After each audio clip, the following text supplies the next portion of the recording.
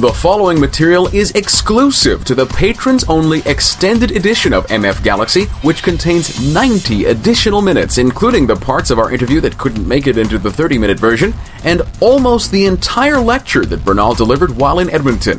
Bernal discusses his responses to the anti-Afrocentric work of Mary Lefkowitz, author of Not Out of Africa, the reasons why Eurocentric scholars faked data through infamous hoaxes such as the Piltdown Man fossil, the degree to which the Eurocentric academic establishment in the U.S. accepts the Africanity of ancient Egyptian people and civilization, the continuing blight of Eurocentric racism on U.S. culture, the Eurocentric Aryanization of Christianity, the European cult of Black Madonnas and the backlash one student faced for wanting to study them, the anti-African nature of the movie and television series Stargate and Eric von Daniken's Chariots of the Gods, and the Eurocentric fantasy of classical Zimbabwe being the product of Phoenicians.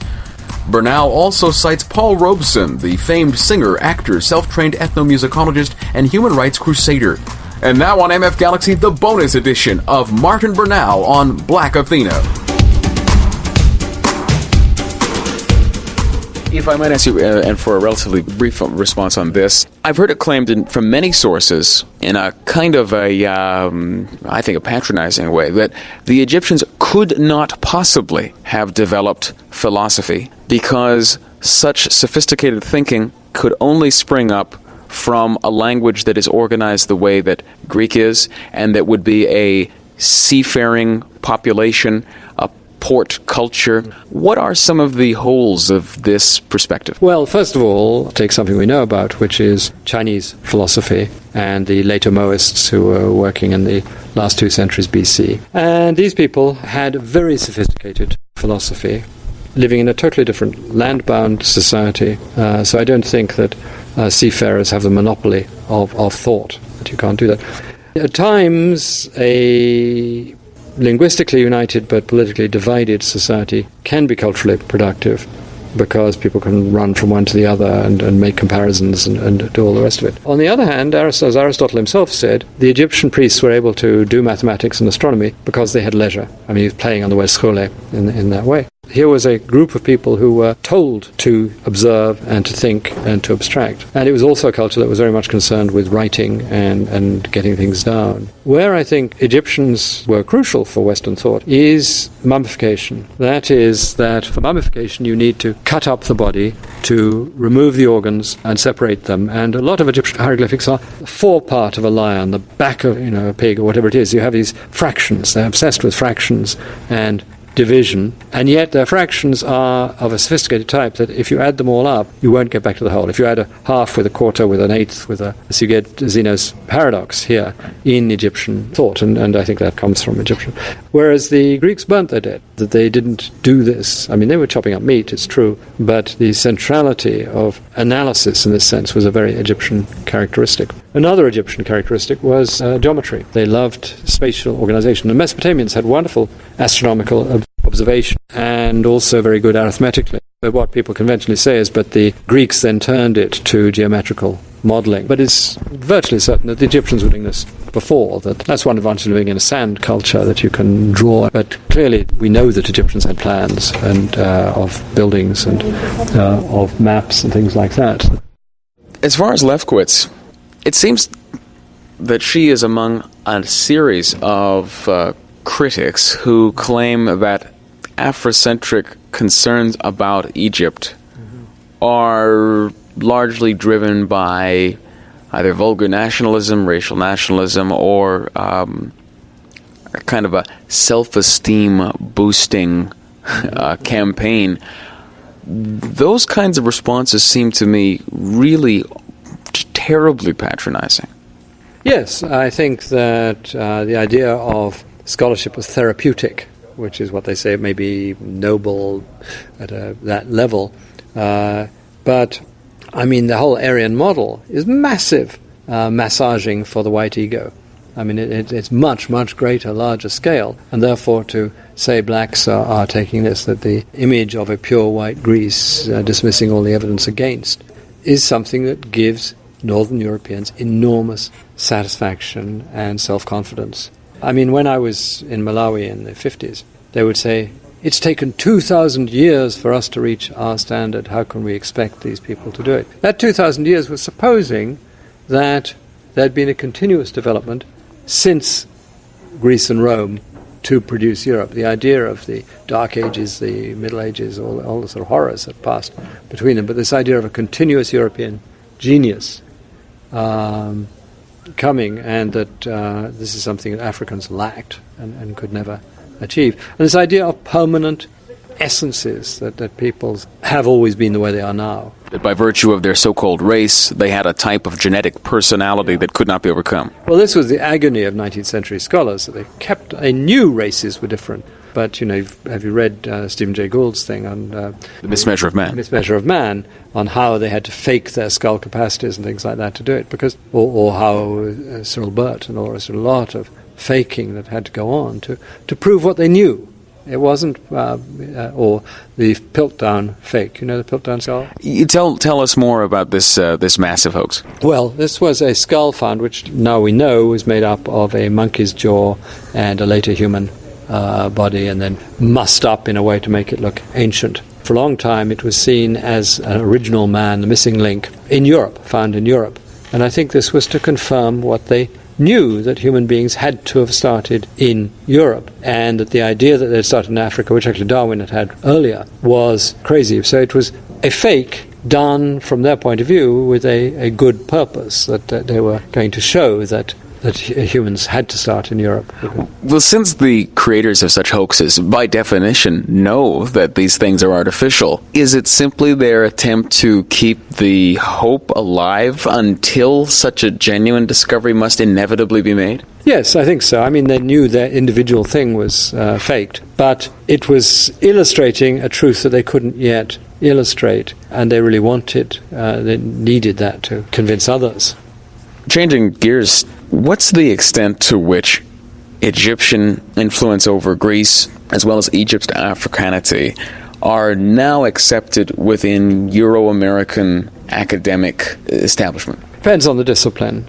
I mean, in literary studies, as a woman I was just talking to before, it's pretty well accepted. But they really don't like classics anyhow, and they'll do that. And I think a lot of disciplines are quite happy. But among those concerned, I mean, the classics, the ancient historians, and these people, really, I still think it's a minority who support me. But they are now going over to the broad Aryan model, that they are saying, yes, Southwest Asians did have a significant impact on Greece. And I think that is partly because very powerful evidence has been produced to indicate that, but also because Jews are now accepted as Europeans, and you can now have them, that's all right, and the only thing you have to keep out is Africans. And if there were Chinese near Greece, I think people would be quite happy to have Chinese influence. In fact, there are a lot of classicists who are trying to be broad-minded, and so they look for Greek-Chinese parallels, because now the world is going to be everybody with Africa. I mean, that is and the necessity of the other is true within North American society, but also in the global society, that you need this. I mean, in America, in the USA, they're trying to trim the number of blacks, having this mixed race classification so that you have fewer blacks. But you must have some. Otherwise America couldn't be a nation of immigrants. The minute a white immigrant comes to America, they end up, they start off better than a significant proportion of the American population. Yes. You find that with Russians arriving, that it serves an essential melding effect on that. So how one removes that, I don't know. I mean, what people have missed in the civil rights movement in America is the international dimension. I mean, part of it is what Paul Robeson was getting at, which is how can America claim to be the seat of freedom if it's not denying freedom in the most violent way to African Americans. And you get that in the Supreme Court decision, when Thurgood Marshall's last words, what will the world think if you say that blacks cannot have equality? So this idea of the international gaze affecting them, I think, is very important.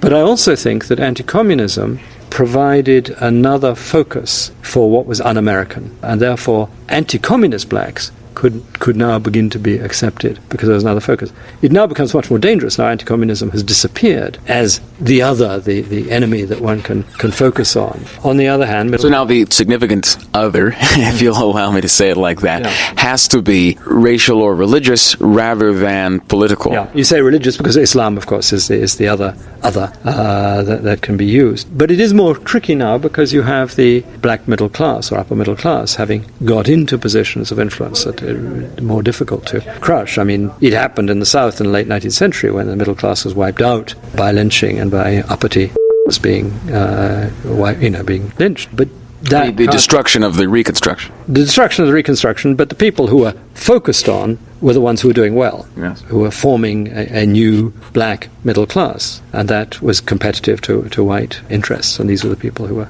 other people were lynched, but this was the core. But I think you can't do that now in American society for a number of reasons. And I think the international gaze is still important, finding out in death penalty things, and that the isolation of America as a massive executioner is becoming more difficult. And the world's leader in imprisonment. Yeah, absolutely. I don't know what's going to happen about drugs.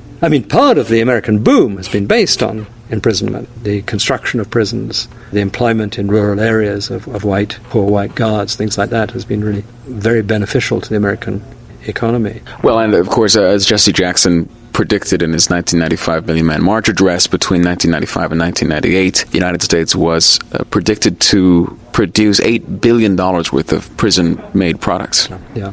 Yes, you hear less now about the indignation against Chinese prison-made products. No, clearly prison labor is very cheap. It's not very efficient for skilled things, but for simple things you can certainly do very well. And of course the end of the Cold War meant the end of the Soviet pressure on America on race issues. So I don't think that Alabama would have reintroduced the chain gang before 1989. I think that things are more dangerous in that way.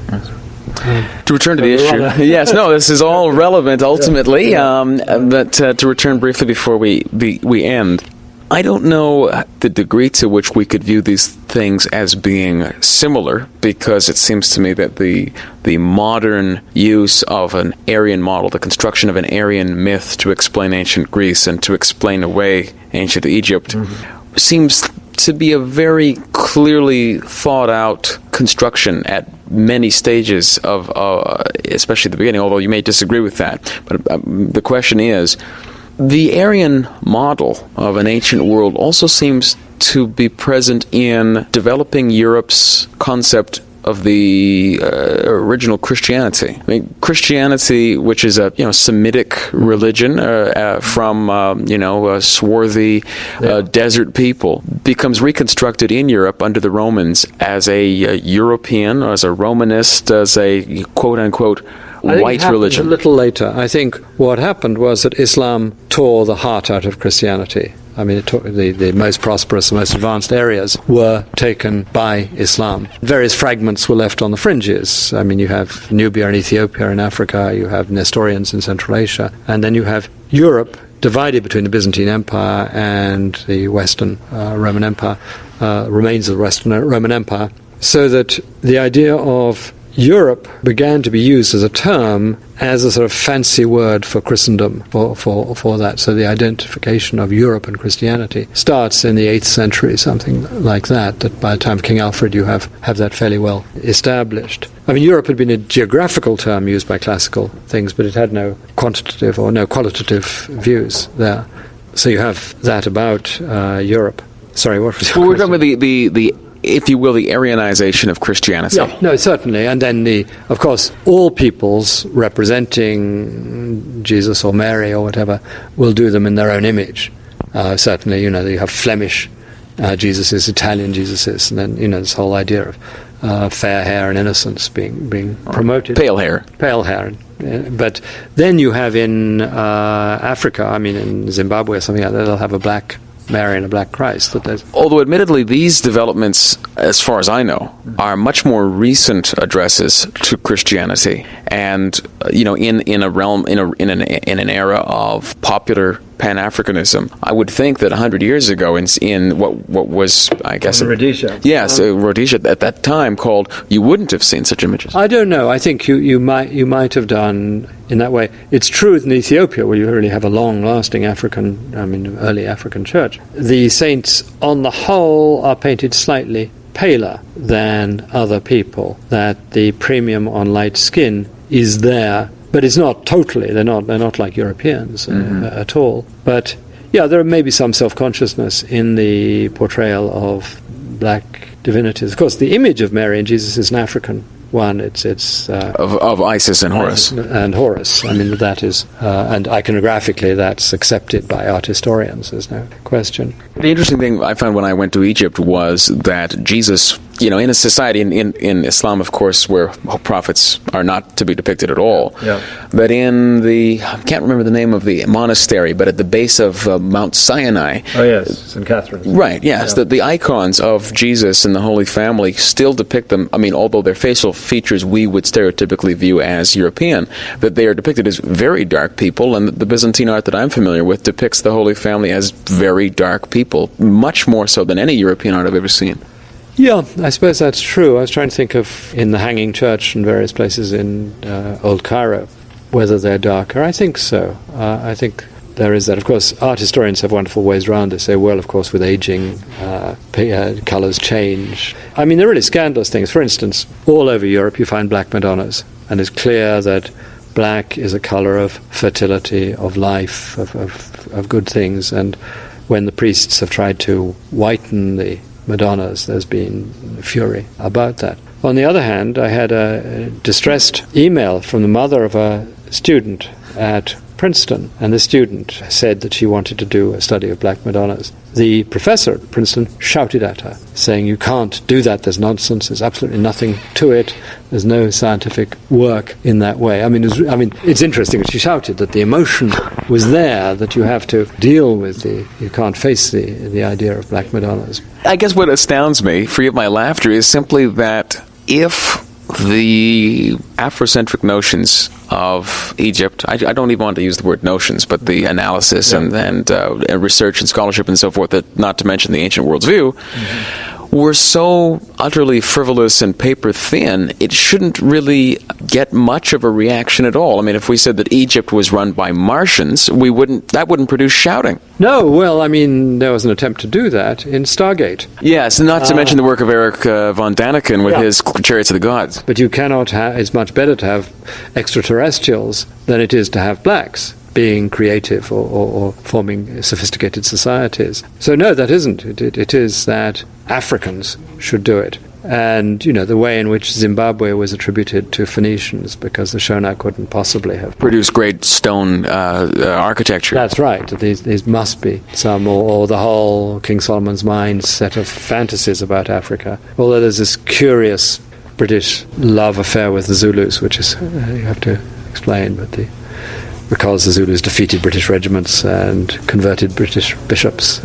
I hadn't known about the conversion of British bishops. Very interesting story about Bishop Colenso, who was converted to the idea of polygamy and things like that, and set up his own church. And this is a perfectly respectable Anglican bishop who was then. So that the Zulus obviously had something, but they were noble savages in this way. But is not that respect for the noble savage and the warlike tribe, in quotation marks, isn't that one of the hallmarks of Aryan, specifically Nazi ideology? No, I don't think the Nazis really allowed nobility to their opponents. They were under people, Untermensch. The Slavs or the Jews or people like that.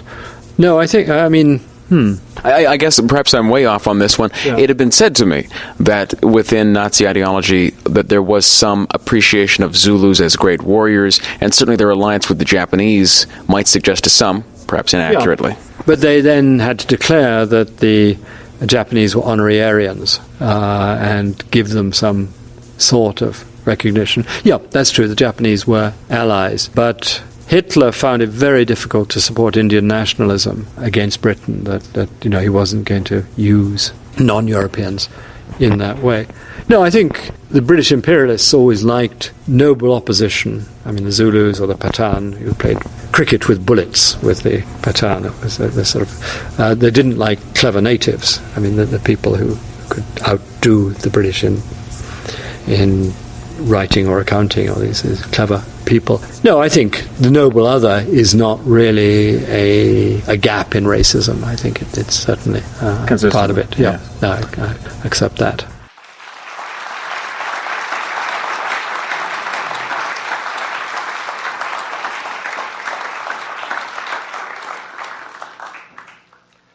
Well, Nigel, thank you very much for that wonderful... Can you hear me at the back?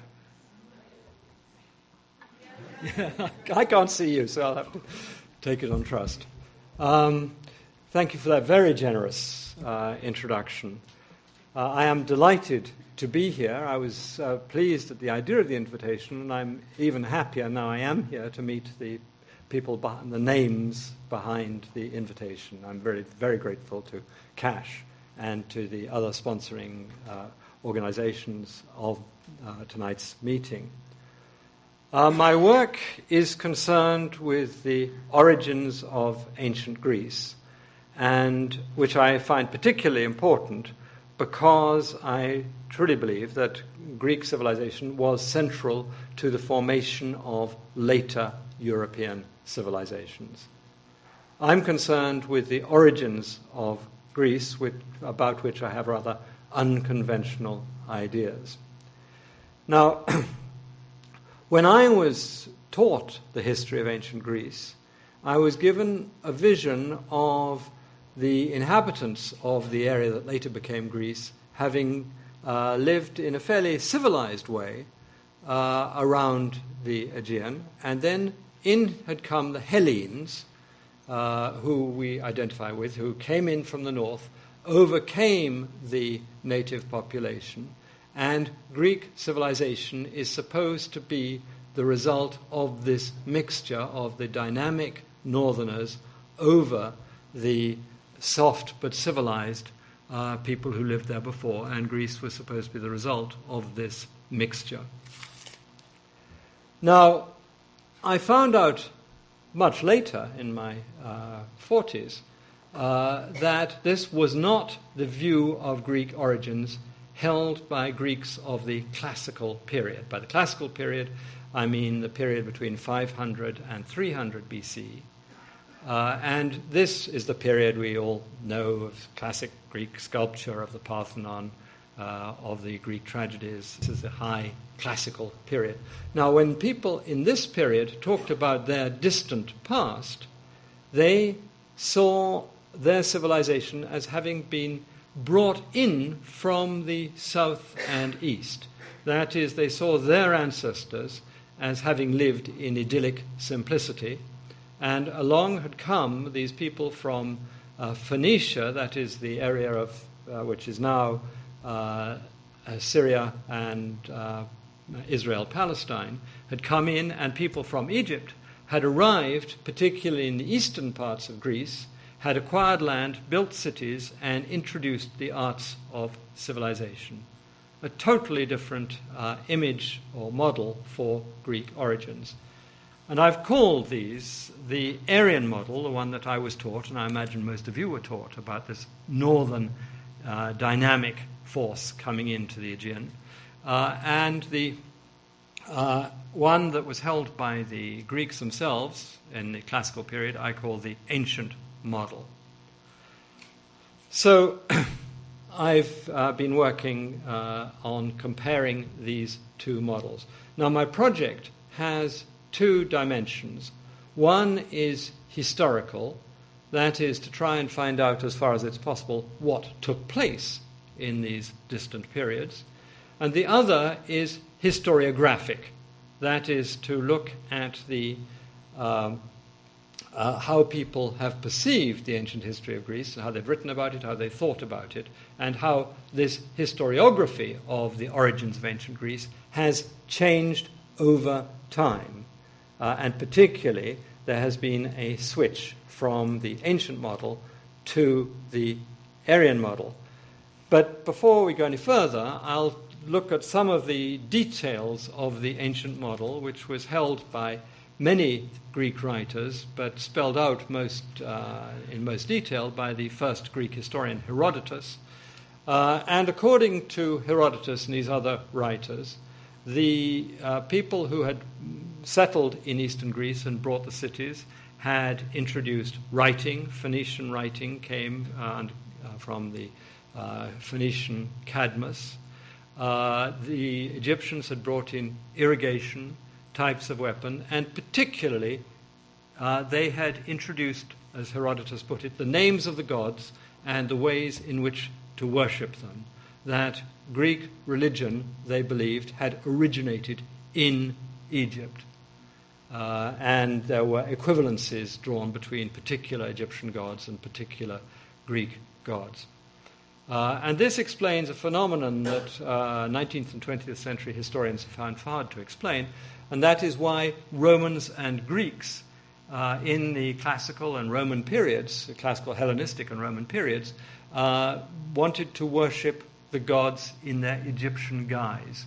That you find Egyptian temples in Italy, or worship of Isis in the Roman Empire as far north as Britain or as Pannonia and places like that in East Central Europe. So you have the spread of Egyptian reason, and the reason for this was clearly the belief that gods were creatures of habit and like to be worshipped in the way they had first been worshipped, and therefore the Egyptian rites and things were the best. And so you get this movement towards it.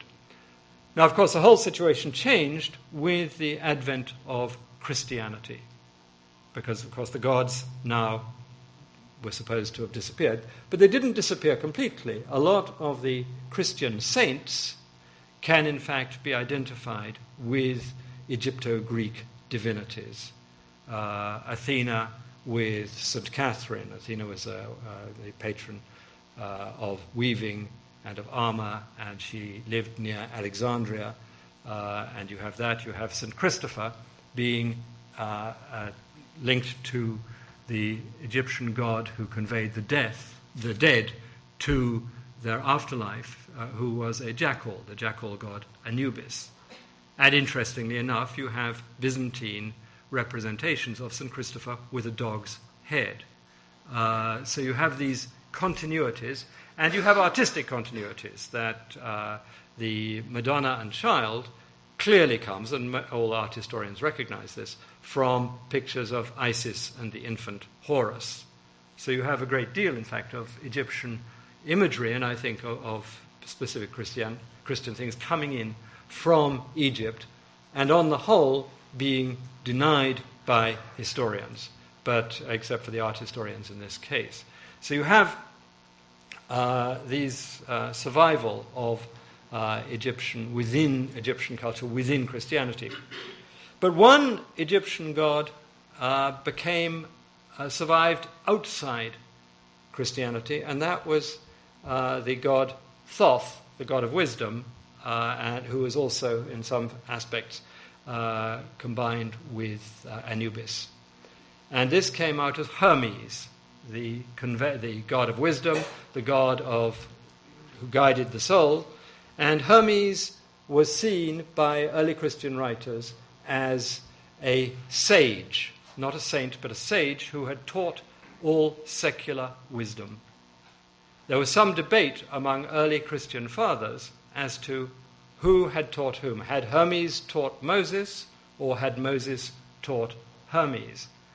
And in fact, St. Augustine, who sorted most things out, said it was Moses who had taught Hermes, because the biblical tradition had to be made superordinate. It had to go beyond that. So you have this idea of Hermes, and there were a number of texts which can now be traced back to Egyptian religion called the Hermetic texts, which were philosophical and mystical dialogues.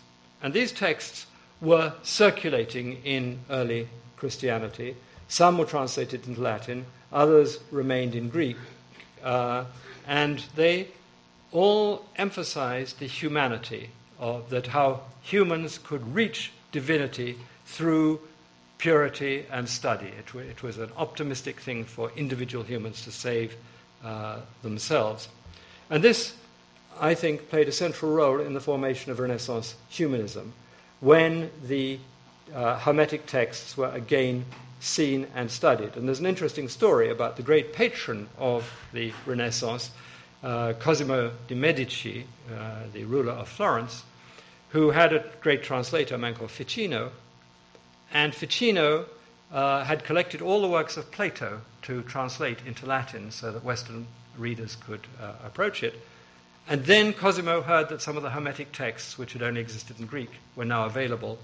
And so Ficino put aside all the works of Plato to translate the real stuff. That Plato was considered secondary to the Hermetic texts. And the sense of the Hermetic texts and their magical and spiritual message being the source of European culture was very important. Now, the Hermetic texts faded, but they didn't disappear in the 17th century, the 1600s, when magic began to make way for science. But the high reputation of Egypt remained, and in fact became even higher, because Egypt became central to Freemasonry. And Freemasonry was at the center of the Enlightenment of the 18th century. And so that the Freemasons saw themselves as the Egyptian priests of the modern 18th century world. And the best illustration of that, I don't know if any of you have seen it, is in Mozart's opera, The Magic Flute, where you have Catholicism represented by the Queen of the Night, darkness, and enlightenment by Sarastro, the high priest of Isis and Osiris. So you have this notion of Egyptian wisdom being the philosophical wisdom above all others. And it was the Masons were central to the Enlightenment. But Enlightenment thinkers as a whole deeply admired ancient Egypt because it fit with their basic preference for large, stable empires. But they liked Rome, they liked Egypt, they liked China. They wanted rationally run empires which lasted for a long time. And the Enlightenment dominated the intellectual world of the 18th century. However, there was another counterpoint to the Enlightenment, and that was Romanticism. And Romanticism rejected the Enlightenment belief that all people could be reached through reason, and they insisted on the importance of feeling and sentiment. And therefore, you had to have feeling, and they liked exactly the opposite of the Enlightenment. They liked small, dynamic communities where people shared their feelings. They also liked turbulent ones, where you had a dynamic, changing history, that they believed in dynamism as opposed to the stability that was admired by the scholars of the Enlightenment. But the Romantics had another preference, which I think might appeal to Edmonton audiences. That is, they believed that cold was good for you. And that, now, the Greek writers, particularly Aristotle, and Arab writers, particularly Ibn Khaldun, maintained that people in the north, living in cold climates, were virtuous. That the men were martial and freedom-loving, and the women were chaste, and it was altogether a morally superior place. But it had one unfortunate side effect, and that was it made you stupid. Whereas the people who lived in hot climates in the Orient were very clever and ingenious, but of slavish disposition. Fortunately, we people in the middle, we Greeks or we Arabs, have the best of both worlds. We have the virtue of the north and the intelligence of the south. We can really get it together. Now, with the rise of Northern Europe, economic rise, its expansion around the world, you get Northern European thinkers not altogether happy with this description.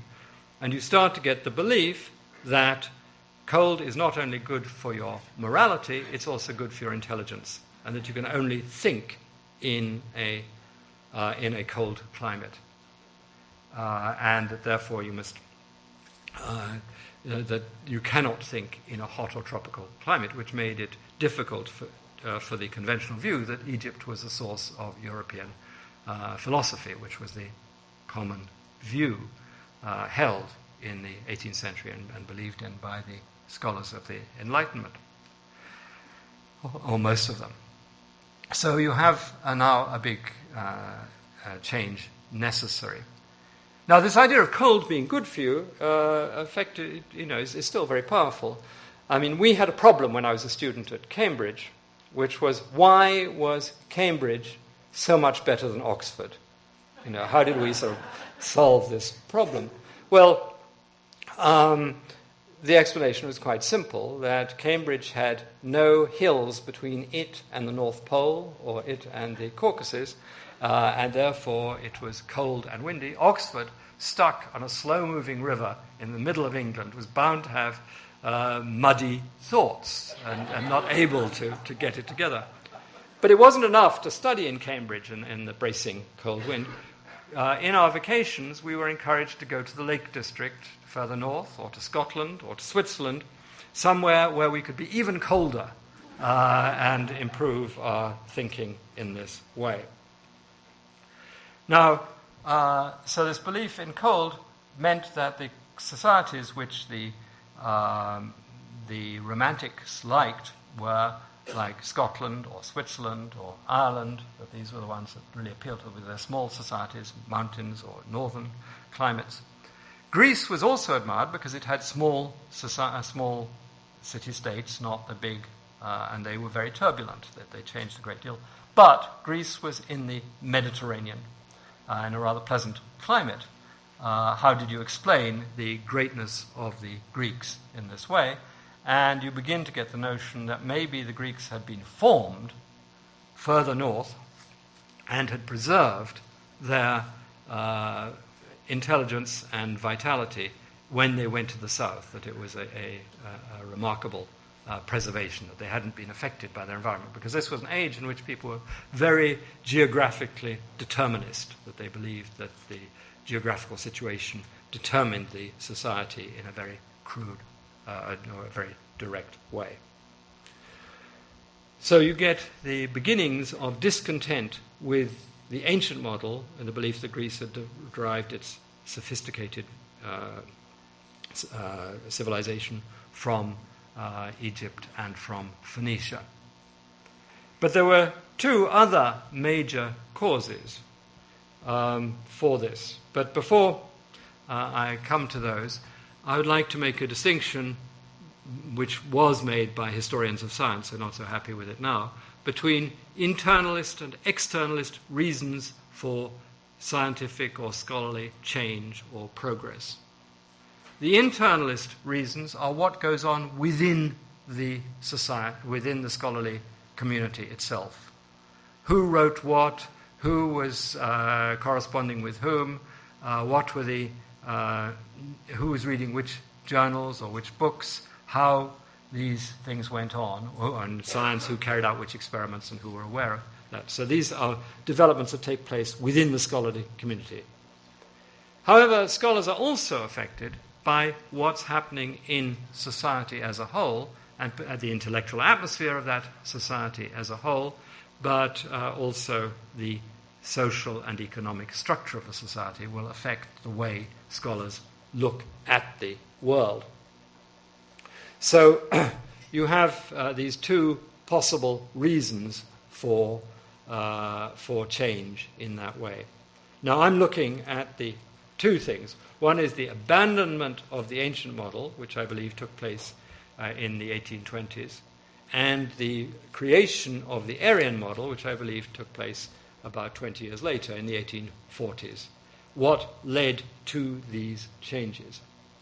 Now, for the abandonment of the ancient model, I could find no internalist reasons, but there was nothing inefficient about the way in which the ancient model explained Greek origins.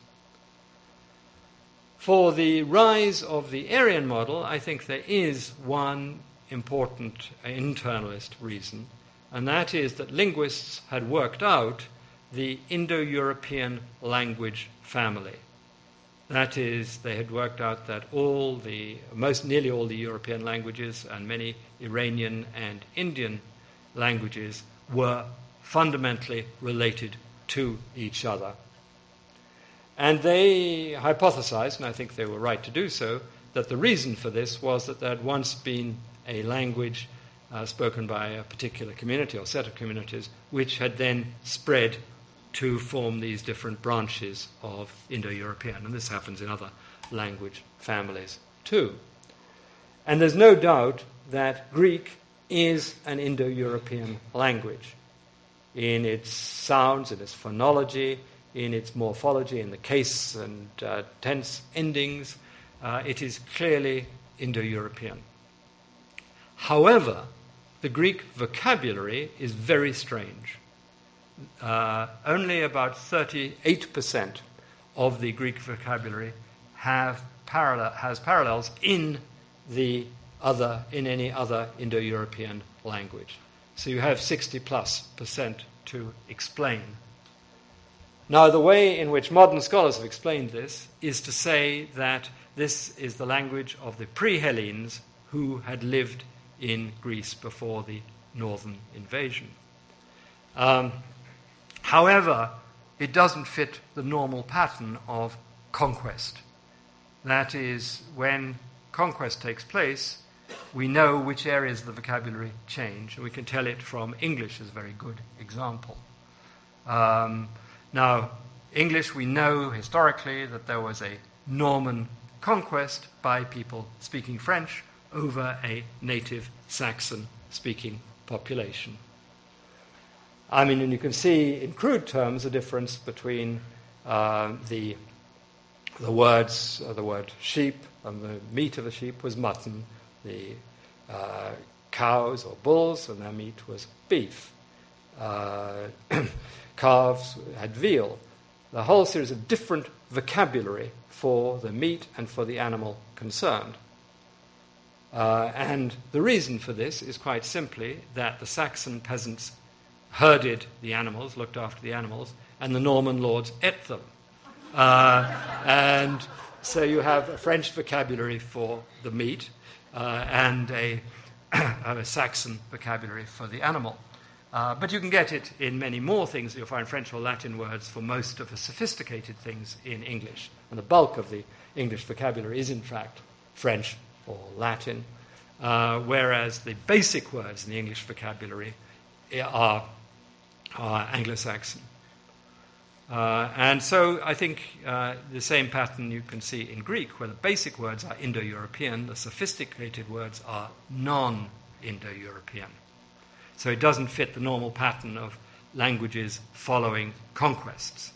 It would be unique, in fact, that we have many other examples of the English type. Okay, so you have but the working out of a language family showed that there must have been influence on Greece from the north to make Greek a fundamentally Indo-European language. But that doesn't explain the original abandonment of the ancient model, which took place before then. But it does explain something else that I'll come to.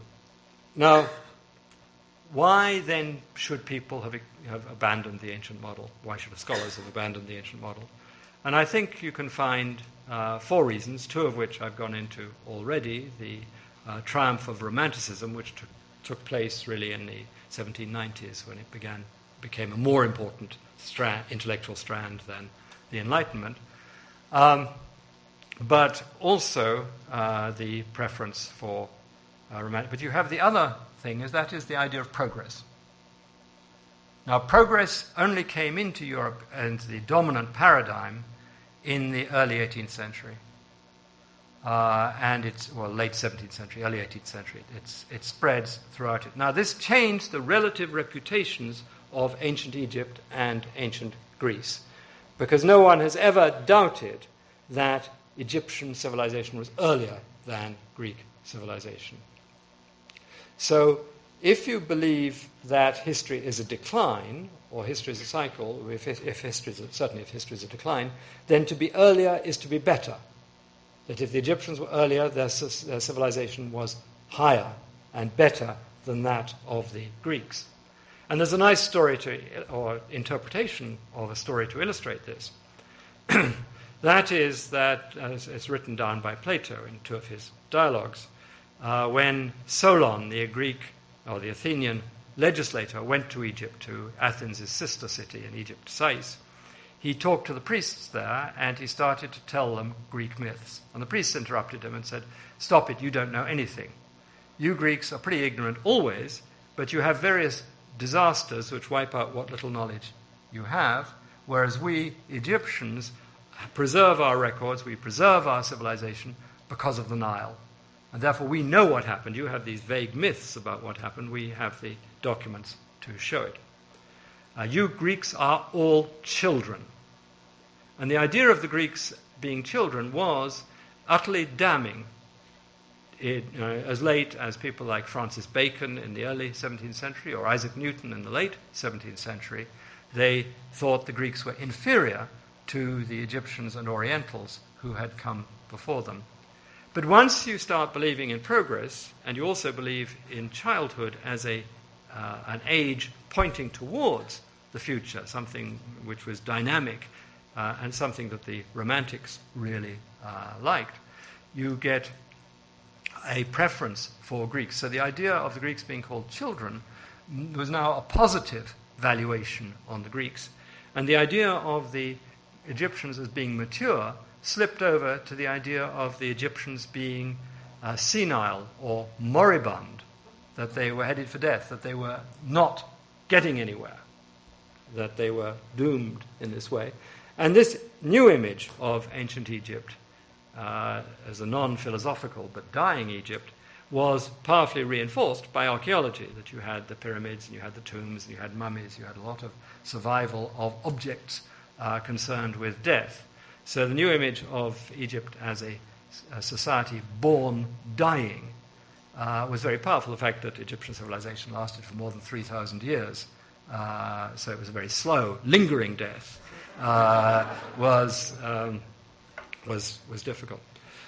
Okay, so you have progress putting the balance in favor of Greece. You also have the idea of childhood as a positive age, helping it.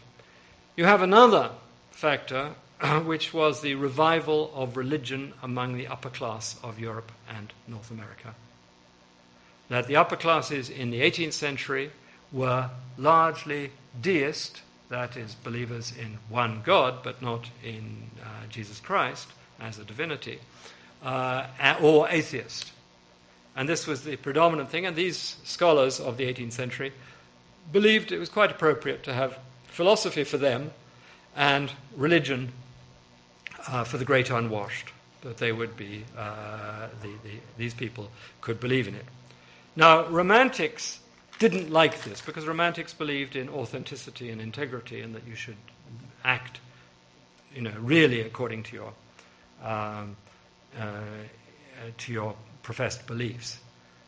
So you get difficulty there.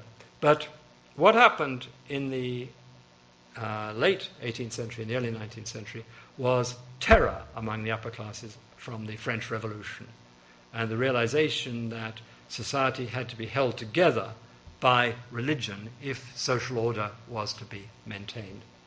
And so you get, in all European countries, a revival of Christianity in the early 19th century, and in particular, you have the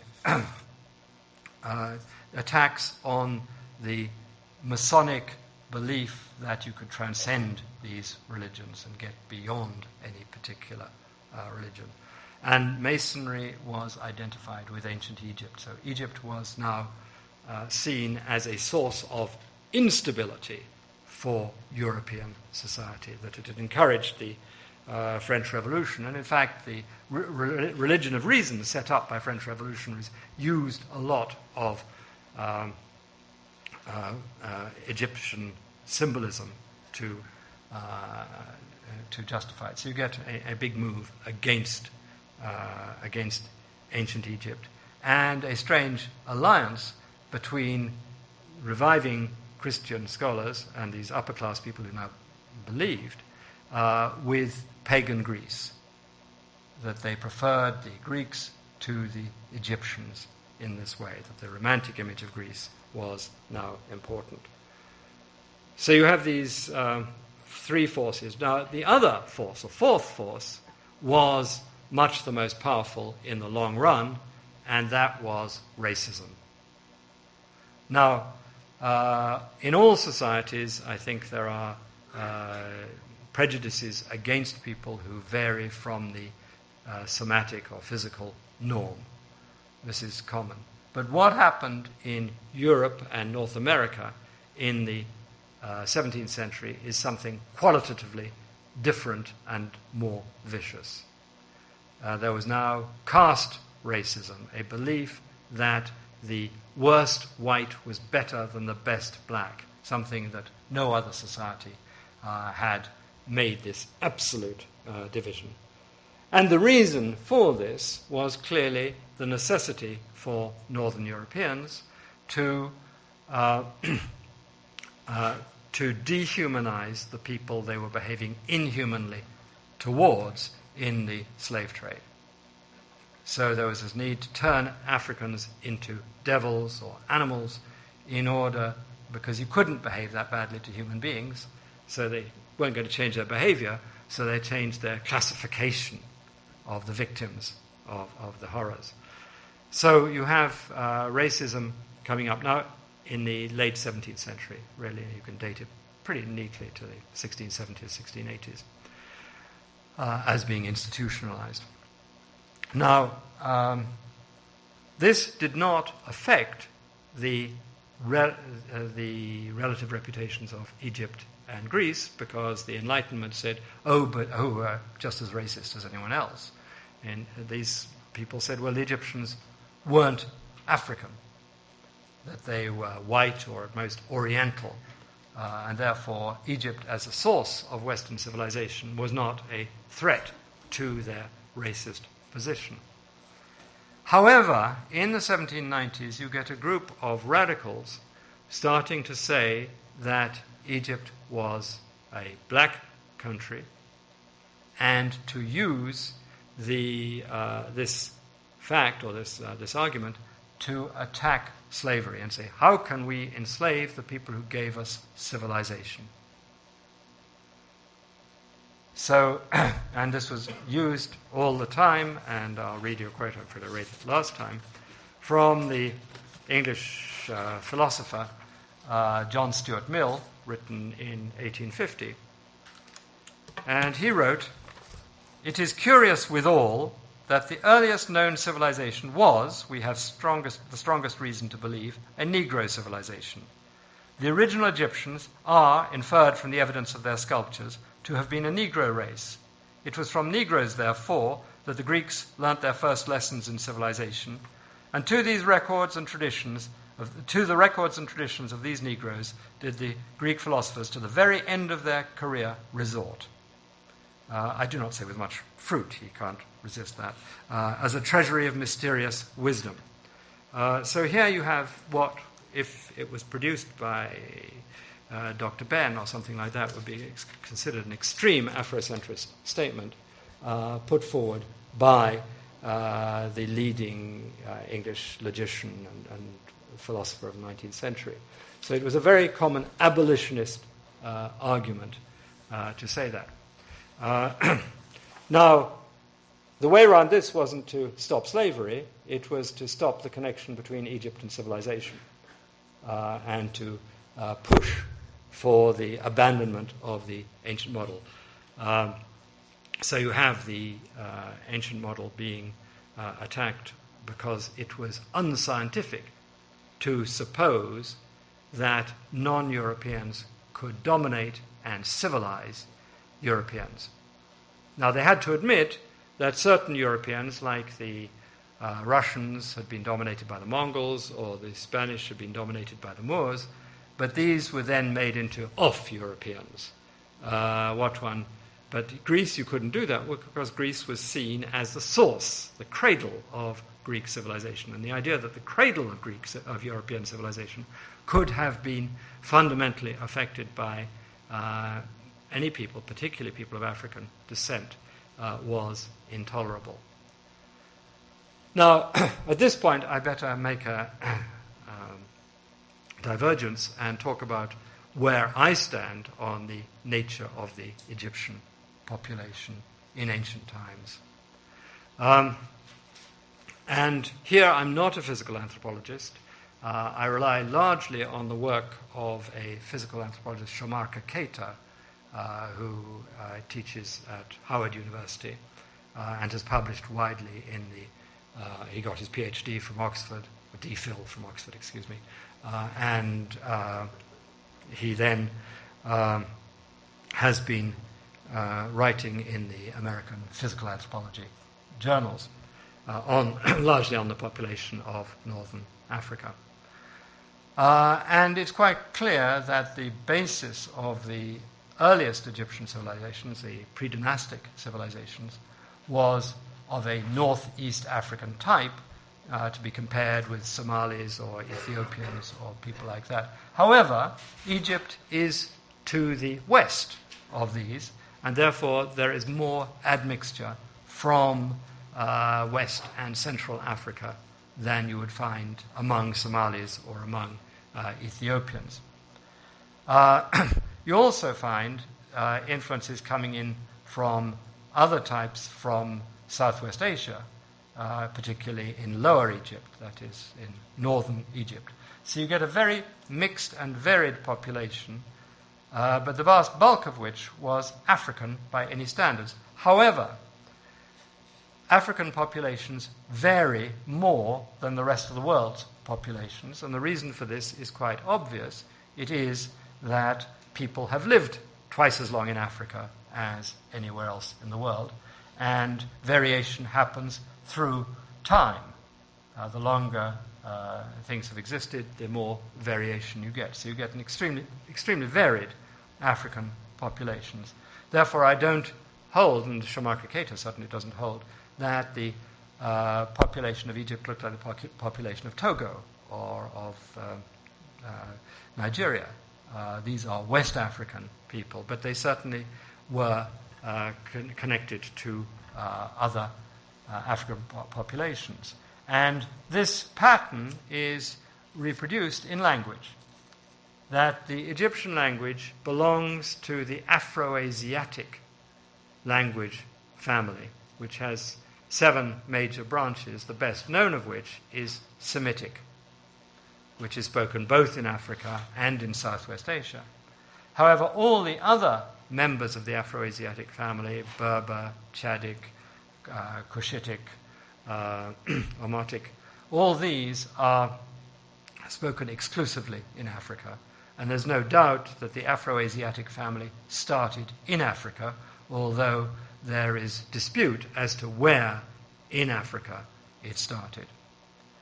Now, one of the striking things to come out in the latest work in Egyptology is that the Egyptian language is closer to Chadic, that is, the languages spoken around Lake Chad, and the best known of which is Hausa in northern Nigeria, than it is to Semitic, that it is clearly linguistically tied to one of the 4 major language families of Africa. What's more, it's clear that Egyptian borrowed vocabulary from non-Afroasiatic African languages. So that 5 years ago, if you'd asked me what I thought of Sheikh Anta Diop's theories about language, I would have said, no, it's not right. He doesn't understand the basic structure of African languages. And he promotes his language, Wolof, and sees parallels between Wolof and Egyptian. And it is a well-known fact in historical linguistics that people put their own language first as the proto-language, the one from which they begin.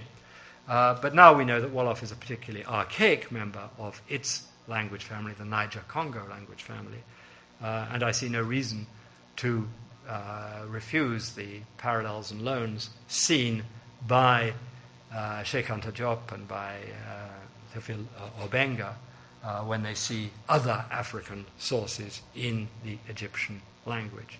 At later stages, Egyptian was heavily influenced by Semitic, but that's not dealing with the basic nature.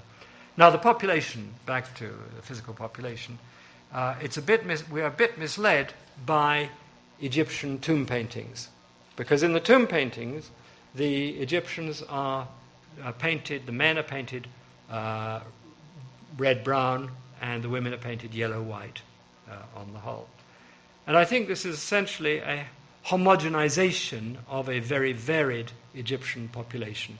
What the painters wanted to represent was Egyptianness, and this was contrasted in some paintings to the Nubians to the south, who were painted as all black, or the Syrians to the north, who were painted very pale, or the people of the Aegean, who were painted brown, interestingly enough.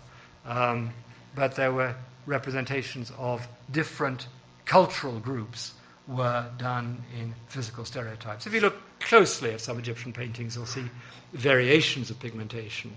But I think this is a homogenized thing. If one looks at the physical remains in Egypt, you see a very varied population, because Egypt was united from the south, where you have a very dark population, and many of the key dynasties, the 1st, the 12th, the 18th dynasties of Egypt, came from the extreme south of Egypt. And therefore these dynasties were clearly very dark people, and we have enough of their mummies to confirm that. So you have this varied population, but all of it of African sources. But when John Stuart Mill and people like that are using it, they're using it in a way that I wouldn't, to say that the population of ancient Egypt looked like West Africans, which I don't think it did in that way. Okay, so you have the changes that the new radical interpretation of the Egyptians as black put even greater pressure on the ancient model, because it was not only unpleasant for Northern European racists to think of Egyptians and Phoenicians as having civilized the cradle of Europe, but it was also unscientific, because the cutting edge of scientific enterprise in early 19th century Europe was racial science. This desperate attempt to demonstrate what everyone knew, that whites were better than browns, were better than blacks, but they could never quite do it. And you get this in Stephen Jay Gould's book, The Mismeasure of Man, the extraordinary lengths they went to try and show that European skulls were bigger than other skulls, and they just could never manage it, but the attempts were made throughout the century. And in America, there was a particular branch which was trying to show that Egyptians were white, really. But in Europe, the Romantics had removed the Egyptians from the picture altogether. So you have these reasons for the removal of the abandonment of the ancient model. Now, the Aryan model came in, as I said, with its internalist reason, but what they refused to see is that there was no reason why there shouldn't be both northern and southern influences on Greece. The idea that the fact that there were they believed that the fact that there were northern influences or northern conquests of Greece wiped out the need for southern influences, and they were obsessed with the Romantic notion of purity, that Greece should be pure. And as they realized that they couldn't fit Greek into the Indo-European family, they had to admit that there had been pre-Hellenes, and these have played an important role, because they said this explained the non-Indo-European part of the Greek vocabulary. But they insisted that the pre-Hellenes were white, that there might be linguistic mixture, but there was no racial mixture. And they explicitly denied that there were any Africans or Semites, and they were using what is essentially a linguistic term in a racial term, and they refused to accept that any of these influences affected Greece in any significant way. And Greece became the Romantic model for Europeans, I mean, for Shelley and for Humboldt, the great German scholar. Greece was beyond, it was above the rest of human history. You didn't approach it in the same way you approached other histories.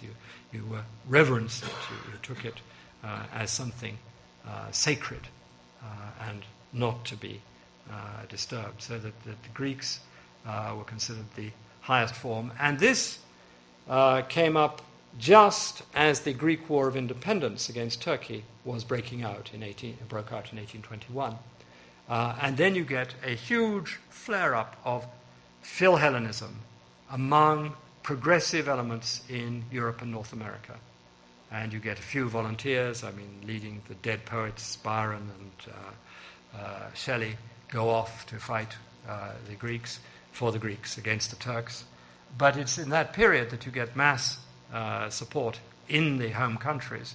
And in America and the USA, you have the foundation of Greek letter fraternities in this enthusiasm for Greece and the Philhellenic movement, because it was the one way in the 1820s was an extremely conservative period. It was a period after the defeat of the French Revolution, and reaction was extremely powerful. And Greece was the one cause that could not, because it was linked to supporting Christianity, Greek Christianity, and because it was linked to European identity, it had to be tolerated by the officials. So you get a mass enthusiasm. And it affects the arts, it affects Greek revivalism in architecture and things like that.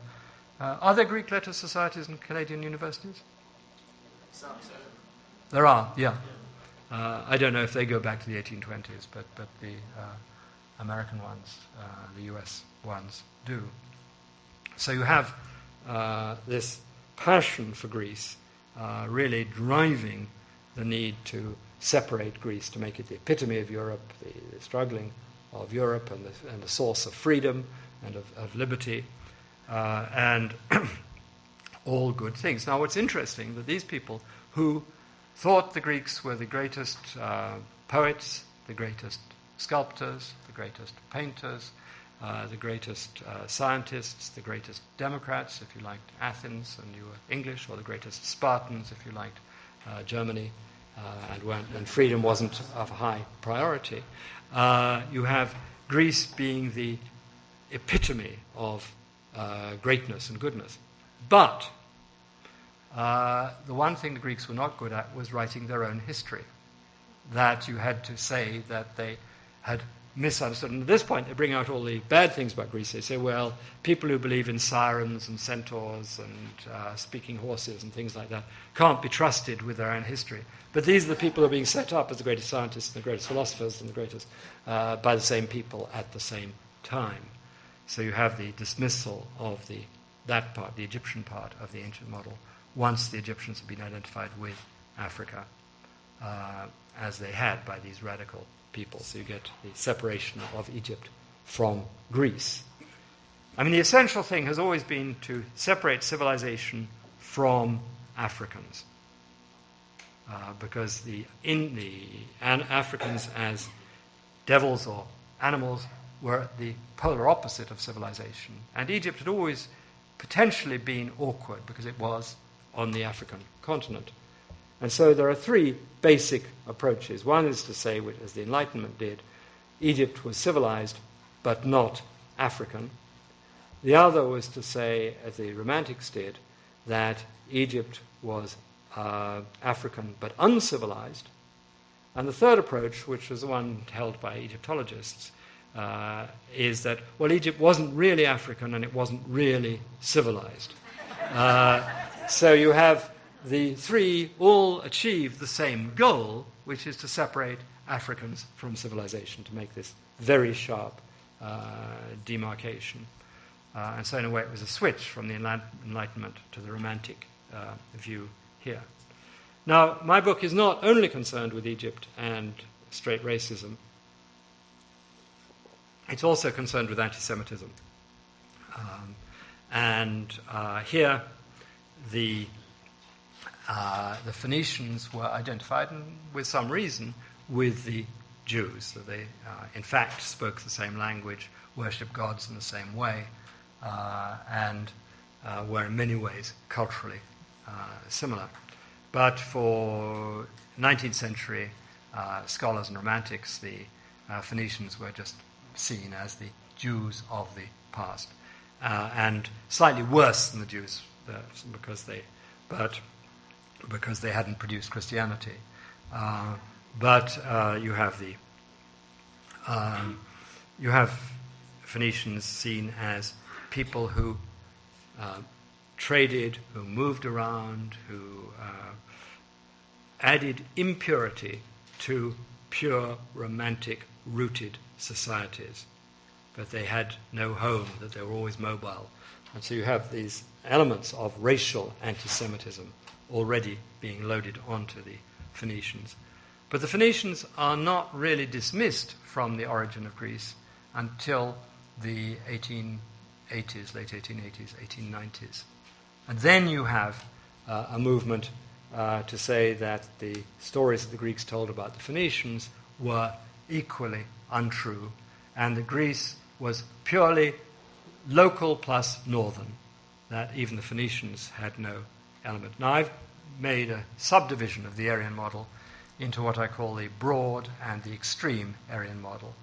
And the broad Aryan model says Egyptians no, Phoenicians maybe.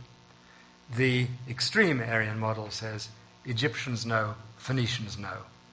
And you wipe it out. So this was a view that came up in the 1890s, receded a bit in the first decades of the 20th century, but then came in full force with the rise of anti-Semitism in the 1920s and 1930s, which was clearly linked to the perception of the Russian Revolution as a Jewish conspiracy, or sometimes a Jewish-Mongol conspiracy against European civilization. So that you get a paroxysm of anti-Semitism, not merely in Germany, but in the rest of Northern Europe and America. And at this point, the Phoenicians are written out of the origins of Greece. The one thing that they could never quite get rid of was the alphabet. I mean, the Greek tradition was clearly that Cadmus from Phoenicia had introduced the alphabet. And, of course, the names of the letters make no sense in Greek. Alpha, beta, gamma, delta make no sense in Greek. They make very good sense in West Semitic.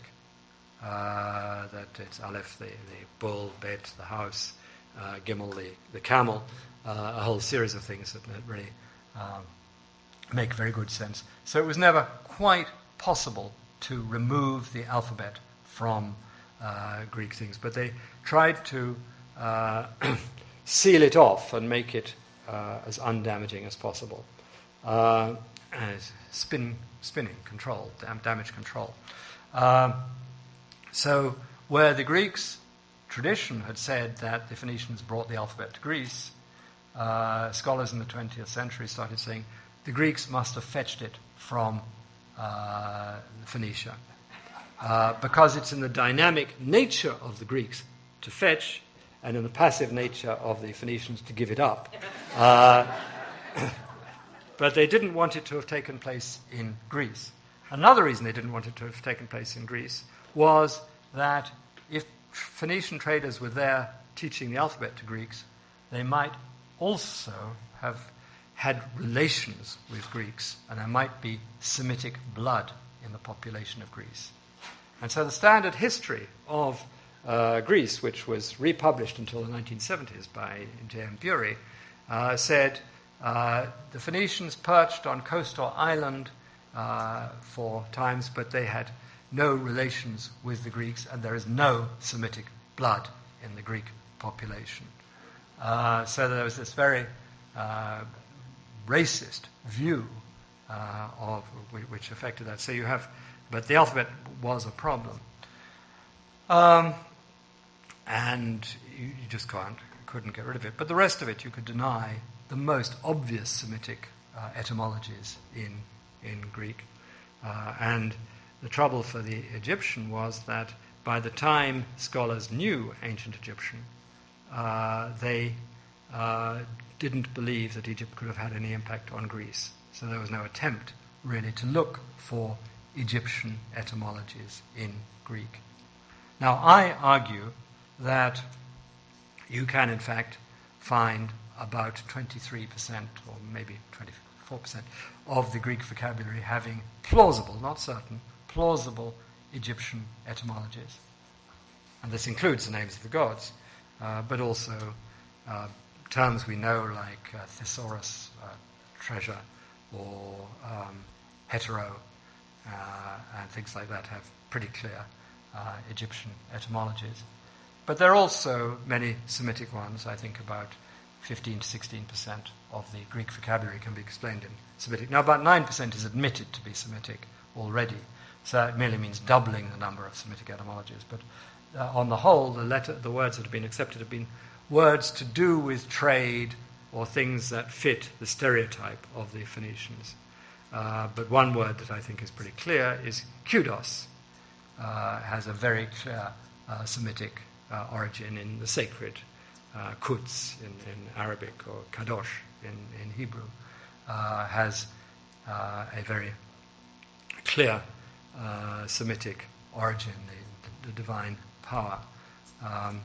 And so you have a lot of common words in Greek, but usually words of sophistication. Chrysos, the word for gold, has been accepted. There's no way of getting away from that having a Semitic origin. But now I think you should really think in terms of religion and abstraction for both Egyptian and Semitic origins.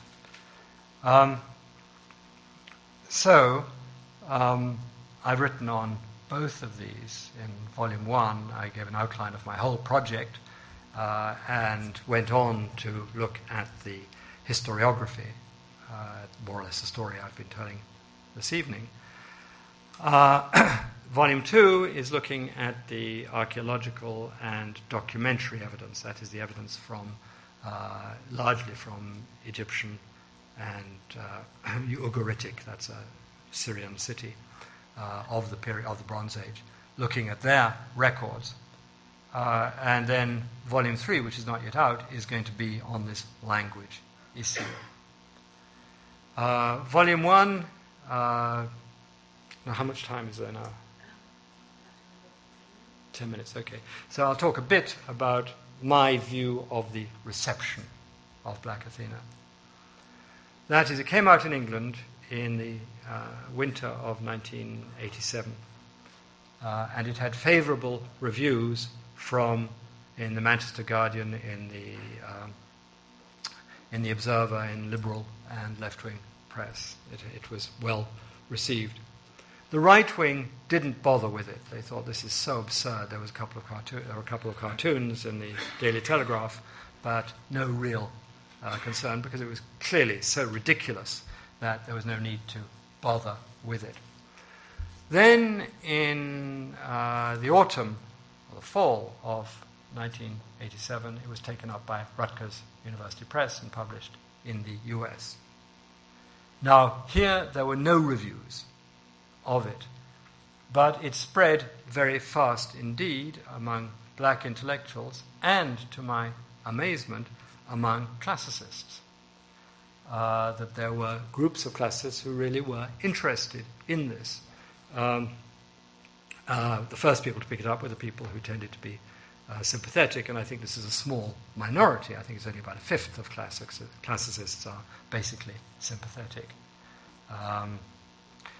40%, as I think is quoted in the paper, I think spit at the mention of my name and make apotropaic gestures to keep the bad vibes of Black Athena away from them, that there is no question.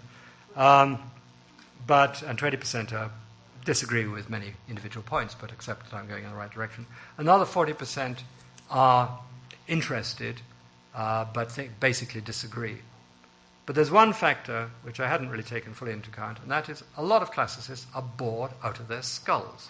That they have to go over the same things, reading massive secondary literature with minor variations, adding tiny things, tiny points. And here is something big. It may be unpleasant, but it's a major threat.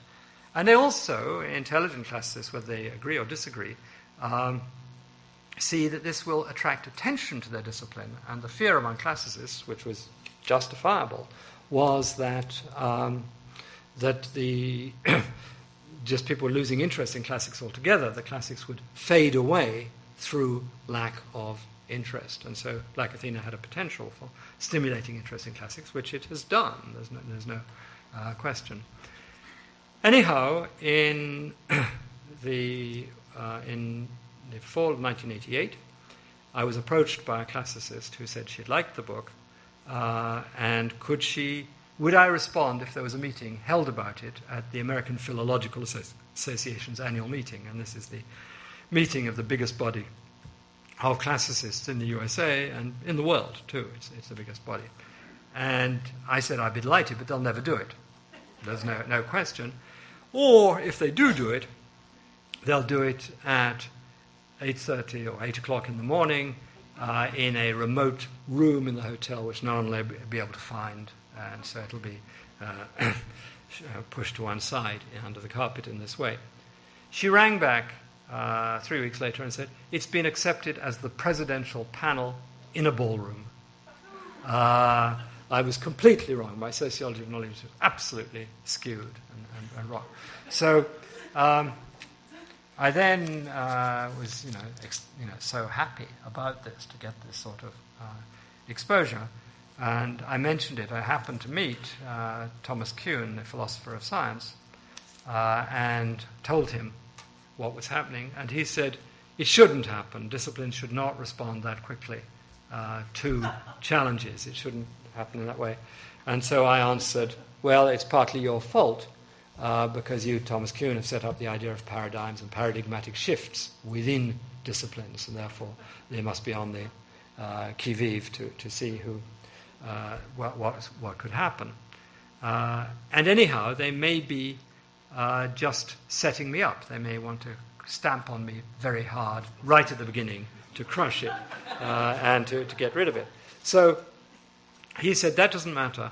What matters is that it's been scheduled and that it's going to take place and it's on the program, that what actually happens at the meeting is unimportant. And that was a great relief to go in to the meeting, that I had nothing to lose, that I'd gained it all already. But in fact, the meeting was very cordial. And it should be remembered that I had every status card in my hand, that I was male, I was white. At that time, I was middle-aged. And what's more, and this was the clincher, I was British in America. I had the voice of objectivity, the voice of authority, of detachment, and particularly for people working in traditional disciplines, where the Anglophilia is rampant. So you have this, when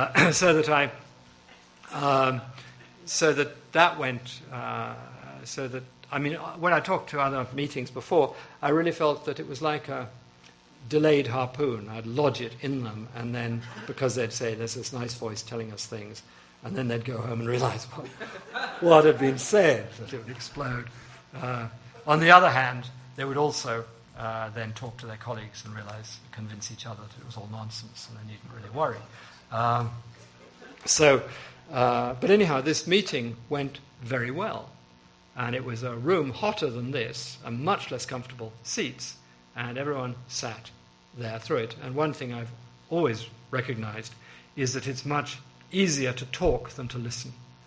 When I'm tired, I lose the capacity to listen, but I don't lose the capacity to talk, as you'll hear. I just go on.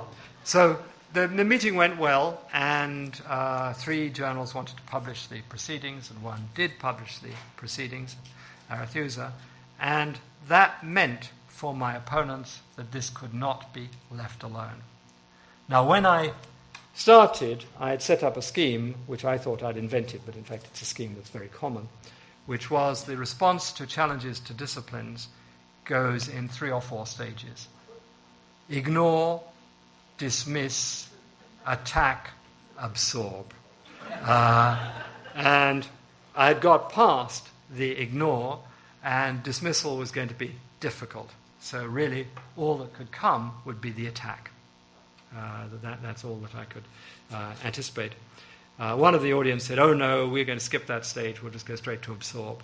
And I thought, how nice, and I don't have to go through all the pain. They'll just absorb it. What I hadn't realized, of course, the process of absorption means losing the alien object.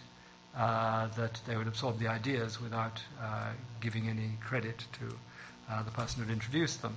And I felt fine. I mean, that's really all one can hope for in this life, is to change a discipline is more than one can hope for.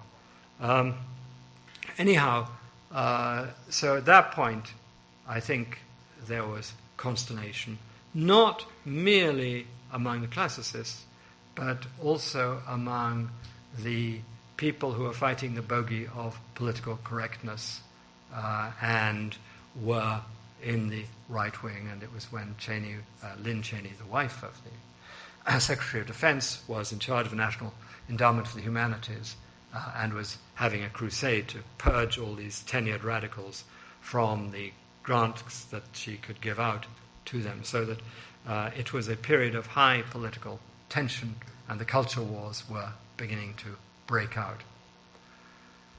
And I'm told, but I haven't got confirmation of this, that a special committee was set up by the National Association of Scholars, which was the scholarly body representing this, to deal with the Black Athena problem. One person was told about this and told not to have anything to do with me, and that really encouraged him to come and see me and do it. So you have now not only academic opposition, but also local opposition. And the beginning, something happening, to the beginning of the organization of the book Black Athena Revisited, which is a compilation of hostile reviews of my work, and where there were in areas where there were no hostile reviews, i.e. language and historiography, new articles were commissioned. But I'll come back to that in a minute. Volume 2 came out in 1991, and this was widely reviewed. And I think it was reviewed because Black Athena had become a cult book in various social groups and had to be dealt with. It was the beginning of the attack. You couldn't just leave it alone. And most of the reviews, about 80%, were hostile. There's no question. But it was a very different reception in the US, and the nil reception that Volume 1 had.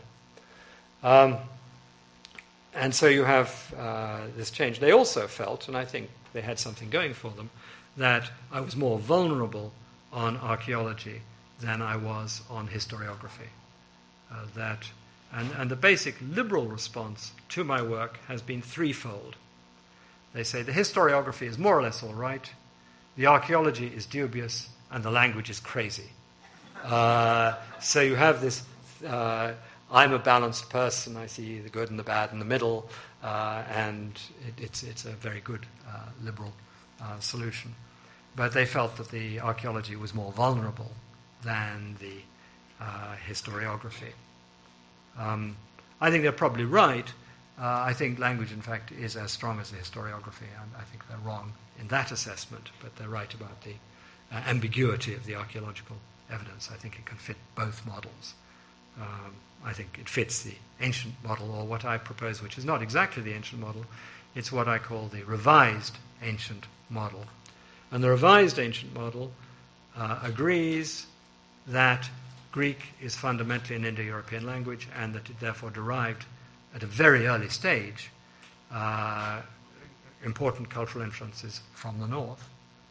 On the other hand, I don't see why this should be exclusive, and I also accept the ancient model that there were these settlements and fundamental influences on the formation of Greek culture from Egypt and Phoenicia, and, which I should have mentioned earlier, later Greeks went to study in Egypt to refine their things. So things like sculpture or Greek philosophy and things like that were added to Greek culture in the 6th century BCE, that you get major influences from people going to study in Egypt, which already had the reputation as a source of civilization among Greeks. It's a place where you went for that. One or two Greek philosophers got as far as Mesopotamia, but it was far less influential. And what Mesopotamian influence reached Greece came through Phoenicia, it came through Syria. And so that you have both these influences. So Greece drew on both the Southwest Asia and Egypt. So you have, back to reception, you have the book being prepared without my knowledge. I didn't know it was being prepared, no one told me, until about 2 years after preparations had begun, when two of the contributors became uncomfortable, and they told me that this was going on. So I immediately emailed the editor, Mary Lefkowitz, and I said, I'm delighted to hear you're doing this book, although I did actually know the tenor of the articles. Could I please see the articles as soon as possible so I can prepare my response to them? She emailed back, we've decided not to have a response from you. So I wrote back saying, well, this is unusual if a book is devoted to the work of a scholar, and the scholar's still alive and wants to participate. Well, it makes a more interesting book. And she said, well, she wrote back saying, well, most of the articles have appeared previously and you've published responses to them. Are you going to include those? No. We've decided not to include those. She then added that 3 of the contributors said they would not contribute if I was allowed to respond to it. So I leaked this to the Chronicle of Higher Education, and I said that I had received a double accolade